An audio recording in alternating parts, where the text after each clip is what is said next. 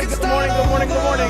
It's that time. It's Taco Tuesday. There's a kind of love that God only knows. God only knows what you've been through. God only knows what they say about you. God only knows. God only knows the real you. There's a kind of love that Here we go. All right, let's get started. Good morning, good morning, good morning, everybody.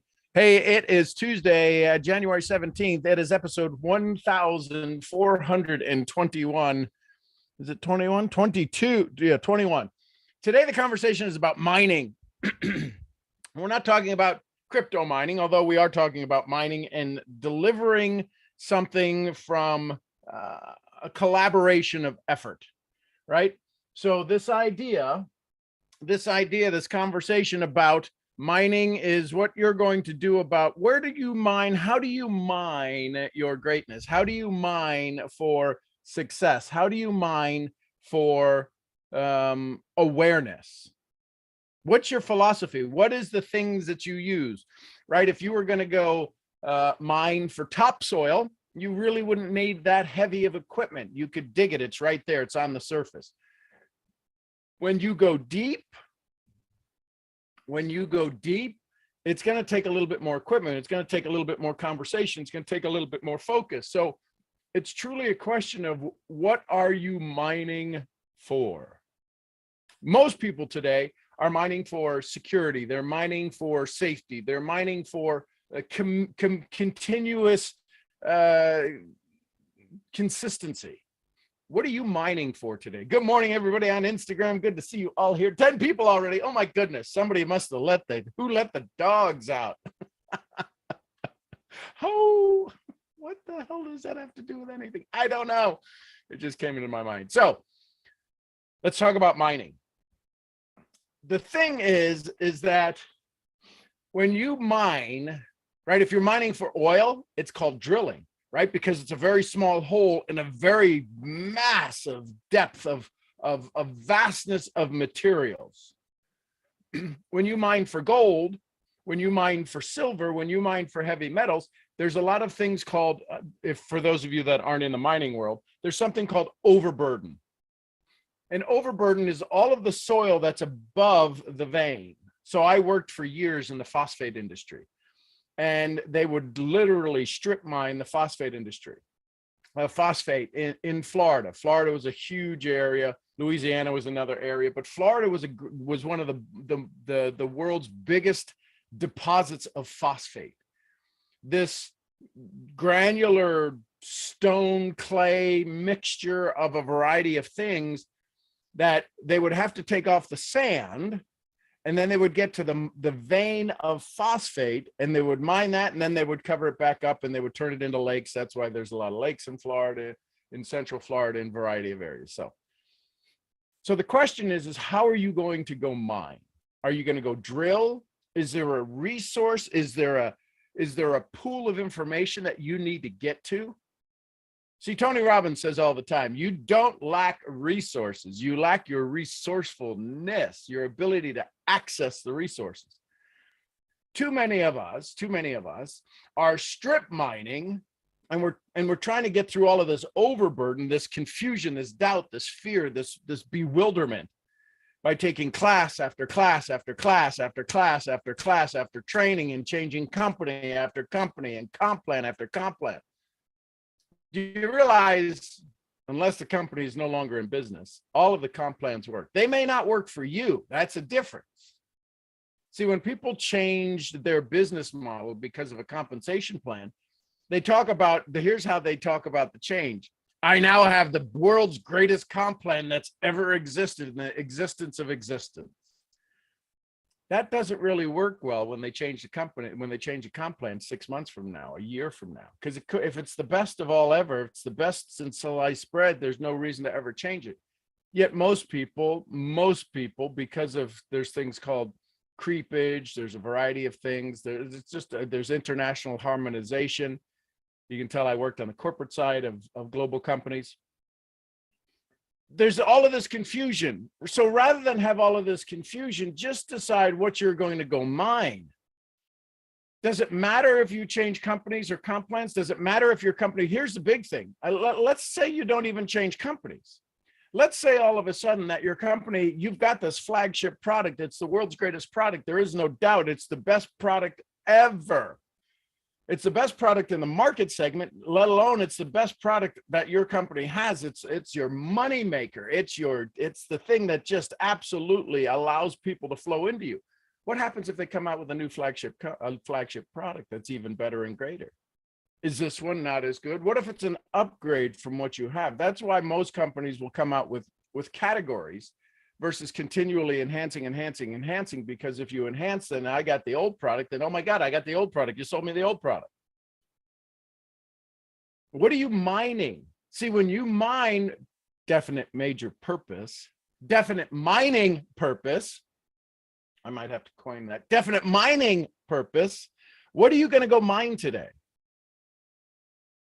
Who are you going to mine? What are you going to mine? How are you going to mine it? Too many of us mine our own frustration. So many of us are so freaking good at our own frustration. It's hysterical.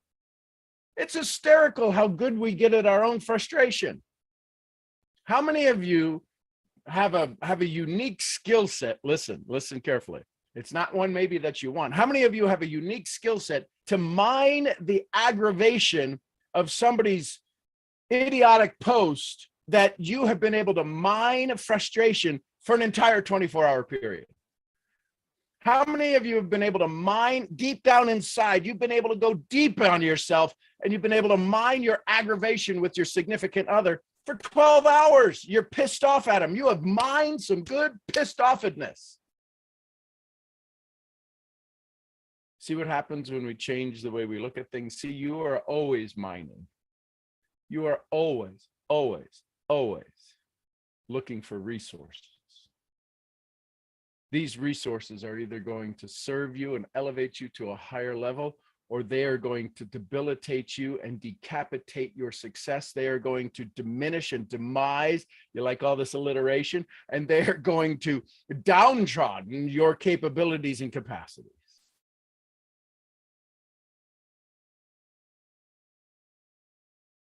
What are you mining today? What will you mine today? Hey, Shane, how are you? Shane11, an amazing entrepreneur, him and his bride, Talina. You may want to check them out. They have an incredible clothing store for a particular market segment, but they also do custom marketing and custom branding. Check out Shane11. This conversation powered by my dear friend, Shane and Talina. So what are you mining today? What are you going to mine? Here's the thing. You cannot sell overburden. You can't sell. If this is,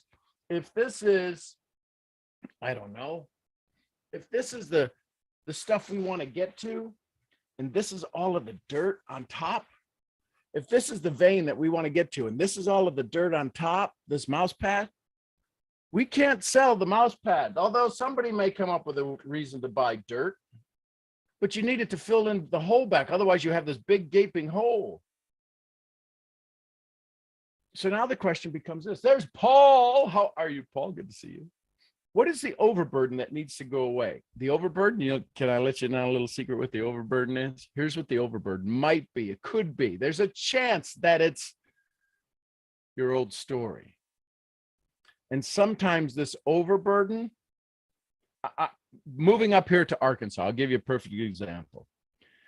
When I went to go put in the utilities, right, I had to dig a hole. It wasn't really mining because I wasn't looking for a natural resource. I wasn't looking for something to be able to sell. I wasn't looking for something that if I dug it up out of the ground, I could use it. Now, you would think in this particular part of the county that I was mining stones. They kid around up here that the ground literally grows rocks, that if you take a stone out, 3 will come back. It's the craziest thing. So we started out at the very out by the road, 600 feet away, 700 feet away. We started digging the hole to bury the power line. Well, we just happened to hit the spot to start where there was a whole bunch of stone. It took them 4 hours to go 20 feet. And I'm paying both by foot, and then if it slows down, I'm paying by the hour. When they hit rock, it goes to by the hour. And I was absolutely doing the math. We haven't gone 50 feet, and it's already cost X dollars. This mining opportunity just got really, really, really, really expensive. Now, here's the thing. The thing that kept going through my head was I'm 3 feet from clay. I'm 3 feet from clay. I didn't want the stone. I didn't want the rocks. I wanted soft, easy dig, blow through it and go. And I was not 3 feet away. I was 30 feet away. What I'm saying is that I had a commitment to the project. And because it started off tough, it started off like it was going to be exorbitant. The amount of money I was going to spend. I was making phone calls. I was preparing Michelle for the challenges. I would call her because I was up here. She was still down in Dallas. We didn't have any facilities here. We didn't live here yet. I was driving back and forth to a dear friend's house in Heber Springs. My point is that I was mining the completion. I was mining this place, the idea, the concept. I had it. There was no turning back. I was going to have to put more resources to it. So my question to you is this: is sometimes when you go to mine your greatness, you hit a level of granite. You hit a level of just stop, of solid concrete, of solid granite, of unattainable, right? Unobtainable, isn't that what they got from Avatar or whatever it was? You hit this thing that is just absolutely bedrock. You can't break through it. It seems like you can't break through it. Then Jim Rohn's favorite word. What's Jim Rohn's favorite word? Until. You can't break through it until they brought in a different piece of equipment with one of these rock busters, this big jackhammer on the back of an excavator. And then once they turn that jackhammer loose on these stones, piece of cake. So what happened was that this bucket was scraping and couldn't get it and couldn't find an edge. Some of you are trying to find your edge, called algorithms. Some of you are trying to find your edge. When's the best time to post? Some of you are trying to find your edge on these stones, these bedrocks, these things that are making it so difficult for you to get through to your business, to the gold that you're searching, to this human nature that is inside of you, to the greatness that belongs outside of you.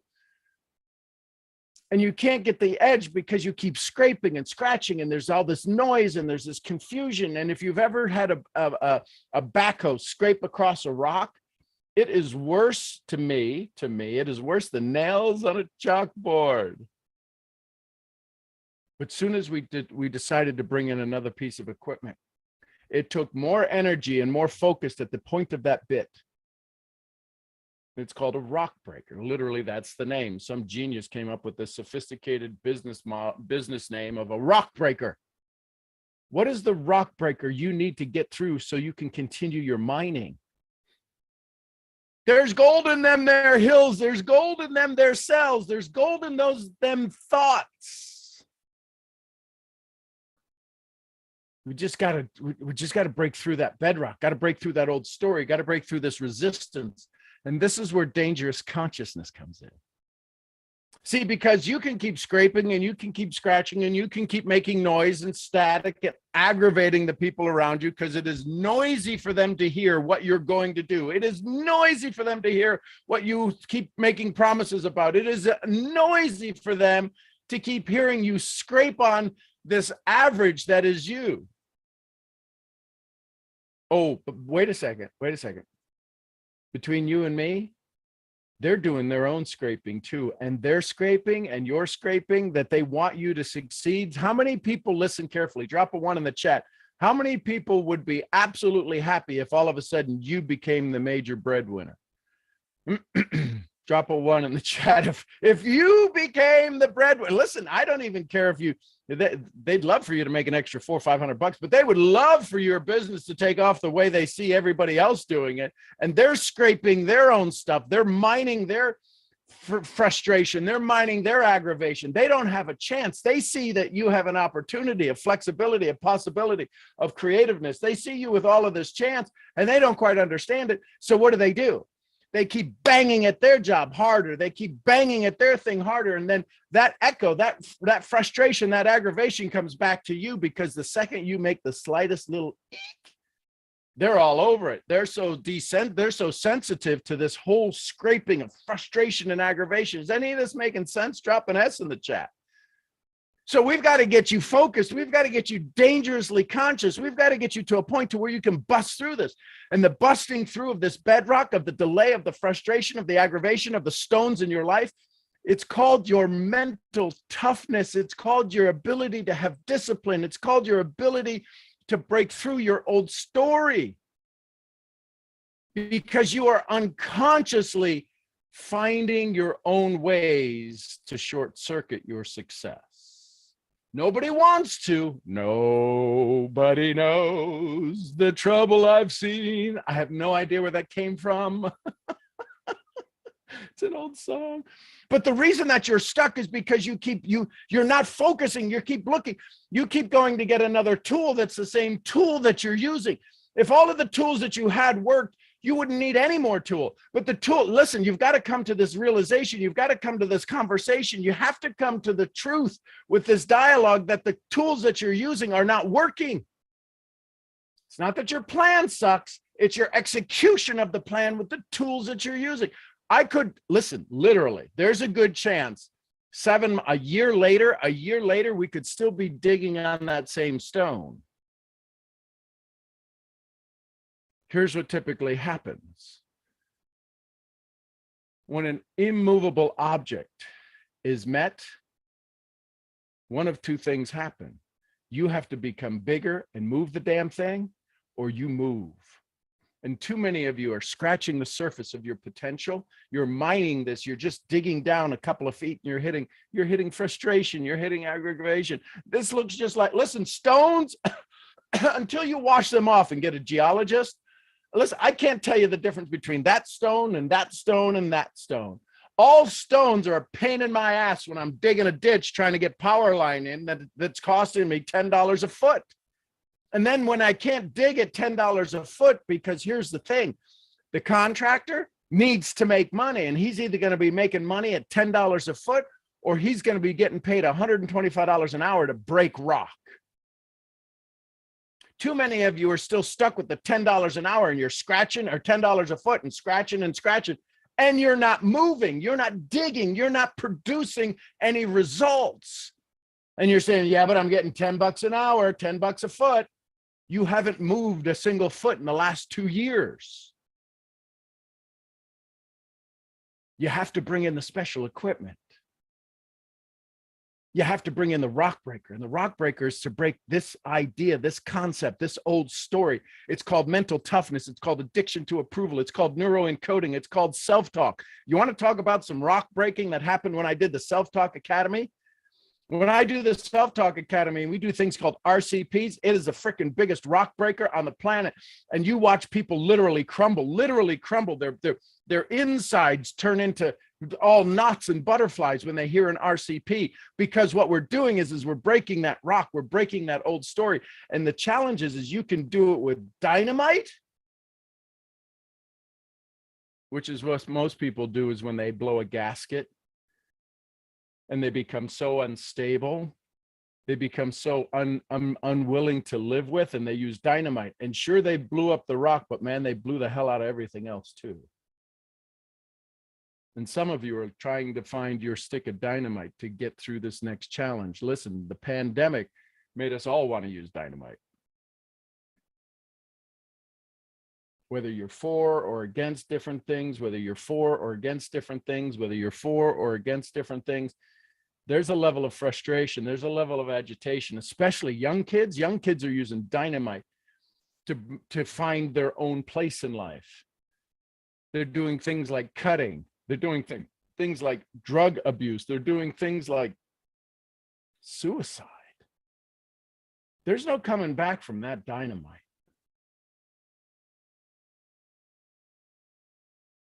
Drop a C in the chat if there's somebody you cared for that you had no idea that they were suicidal and all of a sudden they were gone. Somebody close to you, I promise you, everybody in this chat will drop a C. It's horrible. And we feel like we could have done something, which is why you need to start mining your friends. You need to start digging deep in their lives, and you need to be the one that says, hey, listen, I'm just checking in on you. You want to talk about mining? Forget algorithms. F algorithms. You want to talk about mining? When's the best time to post? You want to get serious about building your community? Go mine your friends. Make sure, dig off some of that overburden, some of the bullshit that they're showing up in life as, and you know it ain't true. You know it's not them. Dig down in. You have a responsibility, an ability to respond. You are responsible to them, not for them. You have an ability to go mine your friends to make sure they're on solid footing. Go check in. When I see some of my friends I haven't seen in a while, when I talk to some of my friends who I haven't talked to in a while, and to me, a while could be 14 days, 15 days, I'll say, hey, before we get started, how are you? No, I'm serious. Tell me how you are. I want to know if you're dealing with the shit. I want to know if you got problems. I want to know if you're on the verge of some greatness that you're keeping quiet because you're afraid to let anybody know. My voice just cracked. Go mine your friends. You're too worried about mining algorithms. Listen, I don't know. I shouldn't say that. Most people are too worried about mining algorithms. Too many people are worried about looking good in somebody else's eyes. I'm telling you. There's some eye-to-eye contact that's needed in your world. You need to start looking at some of your people. It would be good if you started looking at some of the people in your world eye-to-eye, Zoom to Zoom. You know how uncomfortable people are to turn on their camera and look at a screen, to look at a camera. They can't even look at a camera. They're constantly looking down here. They're looking at what's on the screen. My screen is over here. I have another screen over here. I've got my phone here and I've got the camera here. You know how hard it is for somebody to look in the eye of the camera because they're too busy going, do they like me? Are they looking at me? Are they looking at me?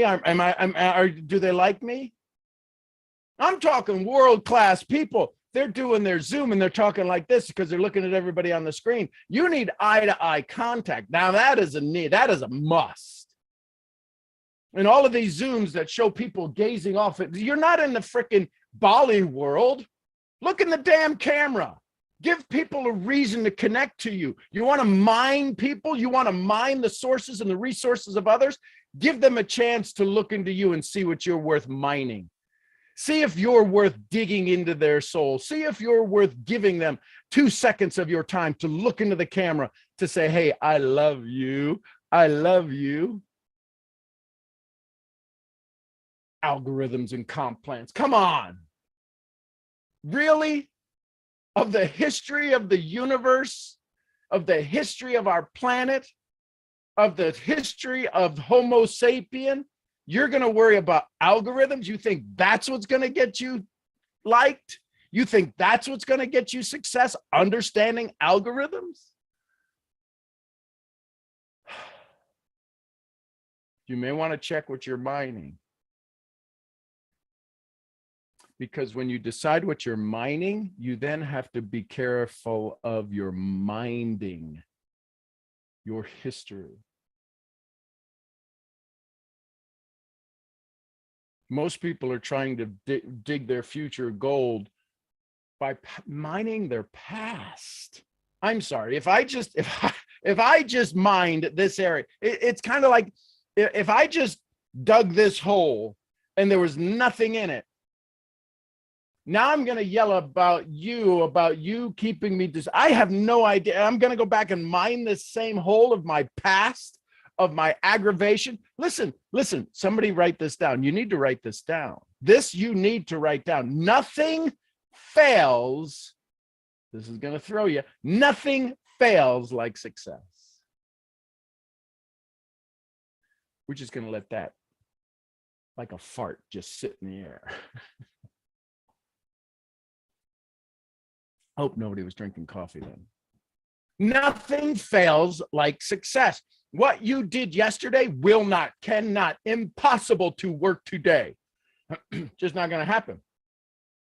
It's just not going to happen. Nothing fails like success. So why are you sitting on your success of yesterday? Oh, because it's hard to keep going. Yes, it's hard to mine, but I can promise you, what do they always say? There's no traffic on the extra mile. The reason that you have traffic, the reason that you have confusion, the reason that you have constipation, the reason that you have delay, you have delusion, it's delusional thinking because you're digging in the same spot that everybody else is. If you've ever seen those fishing tournaments where everybody shoots to the same spot, or there's a run of fish coming through and everybody's lined up boat to boat, spout astern, everything like that. And there's just the problem is that if everybody's not getting their fair share, somebody winds up swinging the big hammer and knocking some people out. So what are you going to mine today? You know what I would encourage you to mine today is gratitude. You're too busy about mining resources and trends and conversation. All of that goes away. The need to understand algorithms goes away. What do you think is more powerful? The focused intensity and energy of gratitude, or the attention and focus to an algorithm? If you believe in the law of attraction, that's not the law of algorithms, it's the law of attraction. Why are you being deluded? Listen, one of the things I teach in mental toughness, world class, there's poverty class thinking, where a lot of people are out there with poverty class thinking. Some of you might have poverty class thinking, which sucks. It literally sucks. When you have poverty class thinking, you keep pointing the finger outside. They did this, they did that. My job's not enough. That's poverty class thinking.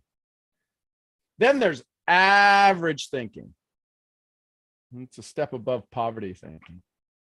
You know what the results are with poverty thinking? Poverty. You know what the results are with average thinking? Poverty. It's just a better class of poverty.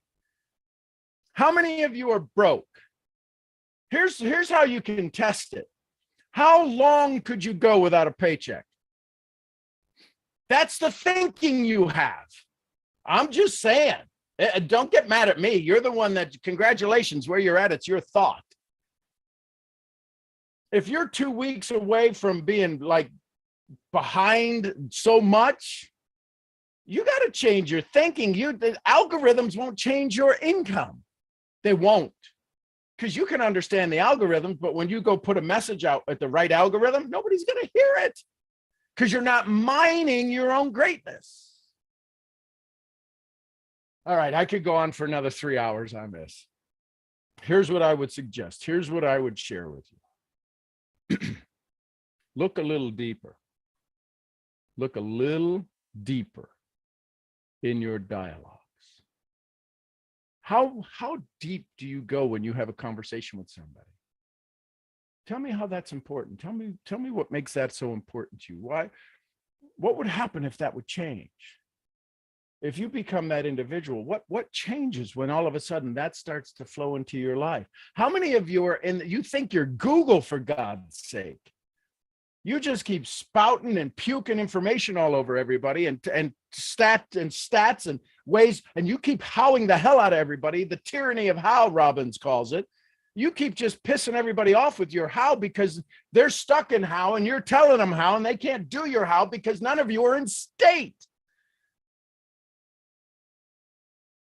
Because you're mining how. When you learn to mine state, Napoleon Hill says you've learned the secret. When you learn how to mine state, Wallace D. Waddell says you're not doing certain things. You're finally doing things in a certain way. And that's what I'm going to teach you, guaranteed, in this Dangerous Consciousness program. Oh, it's expensive. You keep scratching on those rocks. You can't go to sleep because the noise in your head is so loud. You wake up exhausted because you couldn't get a good sleep because you got to go back into mining and scraping and scratching your way to try to create success. And you're dragging other people across your stones, across your rocks, across your noise, and nobody wants to hear it. And you say things like, this would be so good for them. Of course it would be so good for them if they could hear the damn thing, but they can't because of your grinding. You're grinding. I'm in the grind and nobody wants to be in the grind. It's time to start mining. And it's time to start minding. Mind yourself, and you can mine the vast riches of the universe. I'm your head brain mining misfit. I'll see y'all where? I'll see you at the next event. Reach out to me. I'll teach you how to become part of dangerous consciousness. Till then, I'm your head misfit. I'll see you where? At the next event. Bye for now. And YouTube, love you tons. Appreciate you so very, very, very, very, very, very, very much. Have an amazing, fun-filled mining day so that you no longer mind the noise outside. You can have more of what you want and less of what you don't. I'll see you where?